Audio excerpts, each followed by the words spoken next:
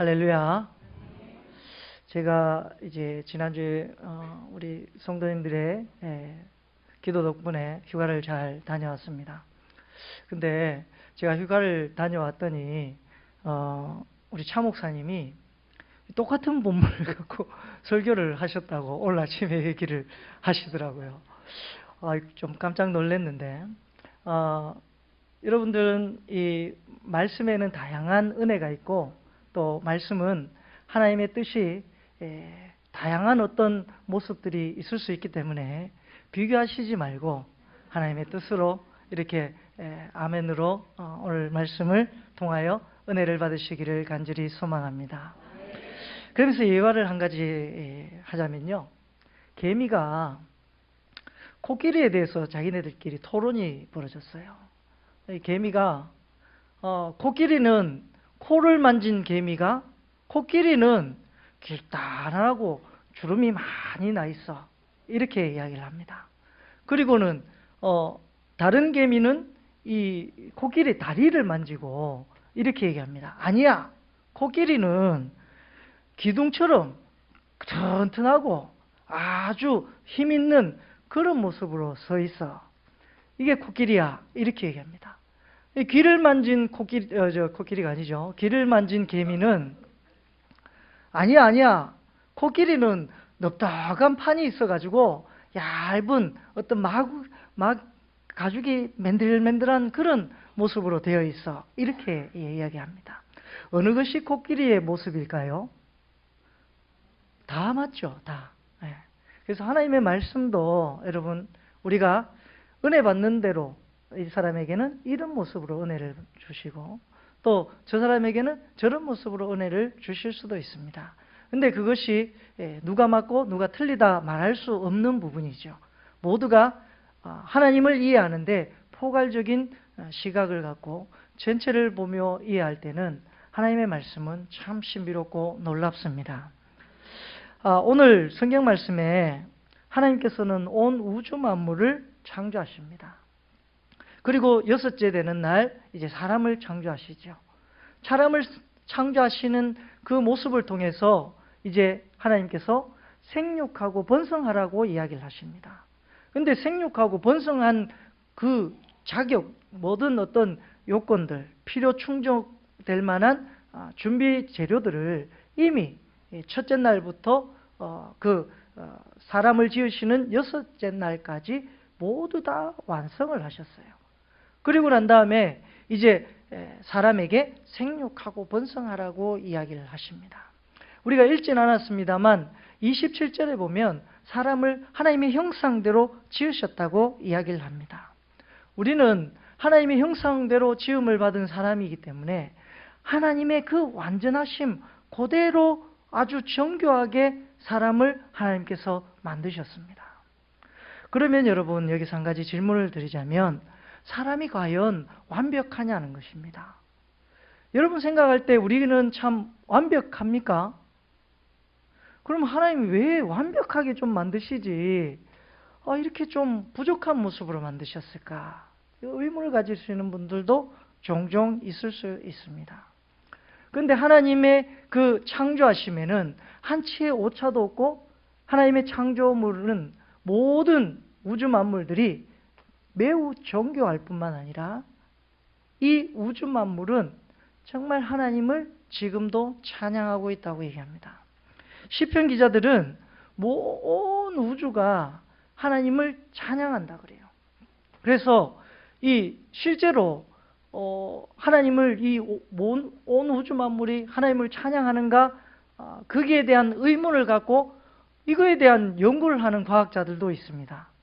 조금 어리석은 모습인 것 같기도 합니다만 그런 과학자들이 이야기하기를 이제 이 지구가, 엄청난 지구가 움직이는데 얼마나 큰 소리가 나겠느냐는 겁니다. 그런데 사람은 그 소리를 들을 수 있나요? 없지요. 이런 모습들을 가만히 세어보면 만약에 사람이 이 모든 소리를 다 듣고 산다면 아마 미쳐버릴 것입니다. 제가 예전에도 한번 그렇게 말씀을 드린 적이 있는데요. 특정한 데시벨 외에는 듣지 못하도록 하나님께서 아주 인간을 정교하게 만드셨습니다. 개미가 뽀지락뽀지락 끄는 소리까지 다 듣고 산다고 생각하면 우리가 잠을 제대로 자지를 못할 것입니다. 그런데 그 작은 소리는 듣지 못하고 아주 또 큰 소리는 듣지 못하게끔 꼭 필요한 소리만 들을 수 있도록 하나님께서 우리 귀가 들을 수 있는 허용 데시벨을 딱 주셨어요. 근데 이게 나이가 들면 들수록 듣는 게 점점 약해진다고 그럽니다. 그래서 이제 TV 소리가 약하니까 점점 어떻게 됩니까? 볼륨을 높이죠. 저하고 와이프하고 좀 TV 볼륨 때문에 좀 싸웁니다. 저는 자꾸 높여라 하고 와이프는 자꾸 낮추고, 참고로 와이프랑 저랑 6살 차이 납니다. 이게 기가 벌써 이게 차이가, 부부간에도 이 기가 차이가 나더라고요. 그러니까 하나님께서 점점 이제 나이가 들면 들수록 이게 조금 어둡게 해주셔서 민감하지 않고 후덕한 마음으로 덕을 갖고 살 수 있도록 나이가 들면 들수록 더 하나님께서 덕을 부어주시는 은혜가 있는 줄로 믿습니다. 그래서 이렇게 보면 모든 우주 만물은 정말 하나님을 지금도 시냇물이 졸졸졸졸 흐르면서 하나님을 찬양하며, 돌들이 입을 열어서 하나님을 찬양하고, 돌들도 바람에 샥 스치면 그 돌이 울리는 소리가 아주 신비롭다고 그래요. 근데 우리는 그 돌이 드러내는 소리를 듣지 못하지요. 아무튼 이 모든 우주 만물은 하나님이 창조하신 그 질서대로 움직이고, 지금도 모든 동물, 곤충, 식물, 모든 우주 만물, 흙뿐만 아니라 물들까지도 모두 하나님을 찬양하는 일에 그 모든 그 삶의 부분이라고 얘기해야 될까요? 삶이라고 말하기는 좀 어려울 수 있지만 그들이 갖고 있는 세월과 시간 속의 모든 부분은 자연과 함께 하나님을 찬양하고 아름다운 소리를 내고 있습니다. 그래서 아까 말씀드렸던 이 우주 만물이 찬양하는 소리를 연구하는 사람들이 이 돌들이 내는 소리, 지구가 움직일 때 내는 소리, 또 모든 행성들이 움직일 때 내는 소리를 이 기계로 측정을 해본 그 결과 아주 아름다운 선율이 들린다고 해요. 그래서 이 소리들이 마치 천사들이 찬양한 것과 같은 그런 아름다운 소리를 내면서 이 지구가, 이 모든 은하계가 움직이고 있다는 것이지요. 이렇게 모든 우주 만물들은 정말 정교하게, 정말 아름답게 하나님의 뜻 가운데 행하며 그 모든 것이 심히 보기 좋았더라 할 만큼 아름답게 움직이고 있습니다. 그러나 유독 이 창조 질서를 흐트리는 유일한 영장물이 누구일까요? 바로 사람입니다. 환경오염의 주범이 누구일까요? 사람입니다. 이렇게 모든 우주 만물들은 스스로 자정하는 능력을 갖고 있어서 오늘날 과학자들이 언제쯤 되면 이 지구가 멸망할 것이다 라고 얘기하는데, 그러나 지구의 자정 능력을 통해서 멸망하지 않고 계속 지구가 존속해가고 있는 것입니다. 이런 것을 보면 하나님의 섭리는 실로 정교하고 한치 오차도 없고 정말 심히 좋았더라 할 만합니다. 그러나 사람은 그렇지 않은 경우가 많습니다. 사람은 불완전합니다. 사람은 보기에 하나님의 창조하신 목적대로 움직이지 아니하고 반대되는, 하나님의 창조 목적과 반하는 모습으로 나아가는 사람들도 많이 있습니다. 그 이유는 바로 자신의 욕심 때문에 그러하다고 말할 수 있습니다. 그뿐만 아니라 우리 성경에 존경할 만한 많은 인물들도 살펴보면 그 인물들이 하나같이 하나님께 부족한 모습으로 살아가는 경우가 많이 있었다는 것이죠. 첫 번째로 예를 들자면 아담과 하와가 하나님께서 손수 빚어서 만드신 그 영장물 중에 최고의 첫 번째 사람인데도 불구하고 선악과를 따먹음으로 해서 에덴 동산에서 쫓겨나게 됩니다. 모세는 어떻습니까? 모세는 반석을 명하여 그 물을 내라 했는데 화가 내서 반석을 쳐서 결국에는 가나안 땅에 들어가지 못하고 느보르산에서 가나안 땅을 바라보고 그냥 슬프게 죽음을 맞이할 수밖에 없는 그런 상황까지 갔습니다. 전도서에는 이 인간의 삶이 얼마나 헛되면 헛되다는 말을 38번이나 전도서에 반복해요 말하고 있습니다. 우리가 흔히 잘 아는 지혜의 왕이라고 하는 솔로몬도 첩이 1000명이나 넘었습니다. 그뿐만 아니라 우상 숭배하는 그런 어떤 죄를 범하기도 하였지요. 하나님께서 사랑하신 다윗은 어떻습니까? 다윗도 우리아의 아내를 뺏기 위해서 우리아를 전쟁터에 몰아서 죽게 한 그 모습도 있습니다. 이것처럼 모든 사람들이 어떻게 보면 하나님이 정말 왜 이렇게 인간을 부족하게 만드셨을까 할 만큼 부족한 모습으로 지어져 있는 부분이 많이 있습니다. 그뿐만 아니라 설교를 하기 위해서 이 자리에 선 저 역시도 부족한 모습이 많이 있고 모난 부분도 많이 있습니다. 그럼에도 불구하고 우리가 하나님이 보시기에 정말 심히 좋은 존재가 될 수 있느냐는 것입니다. 여러분 어떻게 생각하십니까? 우리가 정말 심히 좋았더라 라고 얘기하는 그런 하나님의 창조물이 될 수 있는 가능성이 있을까 하는 것입니다.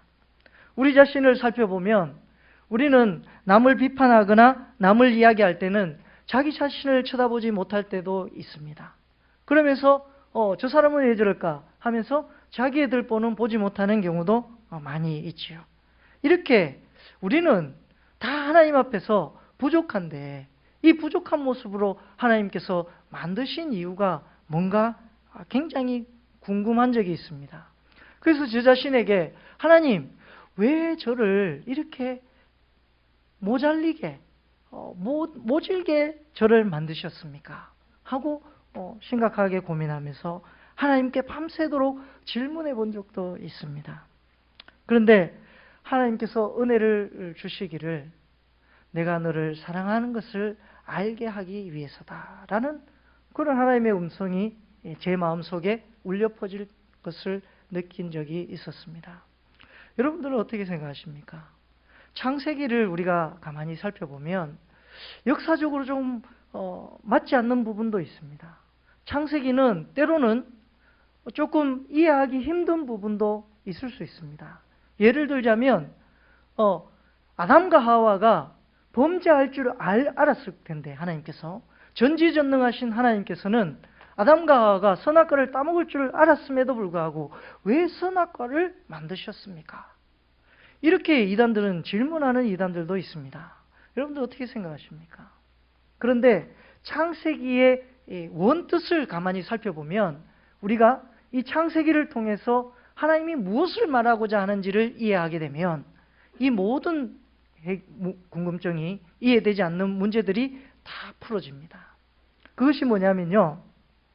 여러분 아담과 하와를 가만히 살펴보면 과연 아담과 하와에게 하나님께서 선악을 알게 하는 나무, 선악과를 만들지 않았다면 아담과 하와가 과연 행복하게 그 에덴 동산에서 범죄하지 아니하고 영원히 살 수 있었을까? 여러분 어떻게 생각하십니까? 인간은요, 틈만 나면 죄를 지으려고 하는 어떤 본성이 문득문득 속에서 일어납니다. 그래서 사람은 누구나 할 것 없이 유혹이 크게 시련이 닥쳐오면 넘어지기 일쑤입니다. 아담과 하와에게 하나님께서 선악을 알게 하는 그 나무를 주시지 않았다 하더라도 반드시 다른 모습으로도 범죄하였을 것입니다. 인간은 이 사탄의 유혹에, 사탄의 꾀임에 넘어가기 쉬운 그런 어떤 인간의 본성을 갖고 있습니다. 그것이 이 유혹에서 이길 수 있는 유일한 길은 하나님의 사랑을 깨닫게 되는 순간입니다. 하나님의 사랑을 깊이 있게 느끼지 아니하면 그것이 유혹인지 그것이 내가 죄악인지 알지 못하고 그 길로 가기 쉬운 것이 바로 사람이라는 것입니다. 그러니까 하나님께서 이 선악과를 만들지 않아도 인간은 다른 모습으로 범죄할 수 있는 모습을 갖고 있기 때문에 그 죄된 어떤 속성을 지닐 수밖에 없는 인간의 모습을 선악과라는 한 예로 기록해놨을 뿐이지 사실은 인간은 다른 모습으로도 범죄할 수밖에 없는 모습을 갖고 있습니다. 지금 이 세상을 살아가고 있는 예수 그리스도를 믿고 산다고 얘기하는 우리들도 역시 마찬가지지 않습니까? 그래서 창세기를 다시 한번 가만히 고민하고 살펴보면 창세기의 핵심은 뭐냐면 내가 너희를 사랑한다. 왜냐하면 너희가 선악과를 따먹고 범죄하게 될 경우에 너희가 정령 죽으리라 라고 얘기했지만 아담과 하와가 죽었습니까? 물론 지금은 죽고 없죠. 그러나 당장 죽이지 않으셨습니다. 오히려 그들이 살 길을 하나님께서 열어주셨어요. 하나님의 사랑은 이 범죄한 아담과 하와를 이렇게 사랑하셔서 그 범죄할 수밖에 없는 인간을 자기 아들을 내어놓기까지 사랑하시는 그 모습을 펼쳐 보여주신다 하는 것이 창세기의 가장 큰 핵심입니다. 내가 너희를 이렇게 사랑한다. 너희가 죽을 수밖에 없는 사람이지만 내가 너희를 죽이지 않고 과와 같이 버려두지 아니하고 하나님의 사랑 안에 하나님의 자녀로 삼아주시고 하나님의 은혜 아래 살도록 내가 여겨준다. 이것이 창세기의 가장 큰 핵심입니다, 여러분. 그러니까 이렇게 놓고 보면 심히 좋았더라. 이것은 하나님의 그 은혜를 깨닫고 믿고 그 은혜에 온전히 들어오고자 자신의 죄를 깨닫고 회개하고 뉘우치는 사람에게 하나님께서 다시금 하나님의 형상을 회복시켜 주시는 하나님의 은혜를 우리에게 부어주신다는 것입니다. 이런 어떤 모든 것을 보면 정말 알파와 오메가가 되시는 하나님께서 처음과 나중까지 우리가 천국에 완전히 들어가는 그 순간까지 모든 것을 다 예비해 놓으시고 그 모든 순간까지 하나님께서는 창조의 질서 안에 창조의 은혜 아래 주시면서 심히 좋았더라 라고 말씀하시는 것입니다.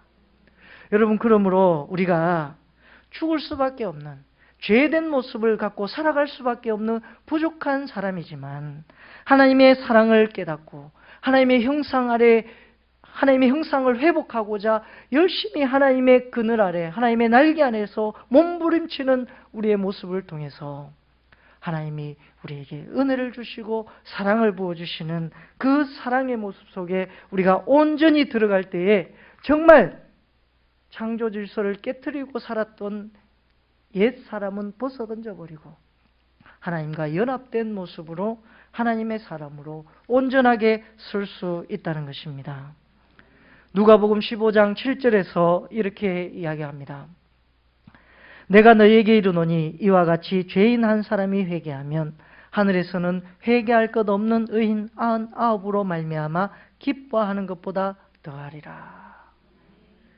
여러분, 탕감을 많이 받은 사람이 사랑을 많이 받는다고 이야기합니다.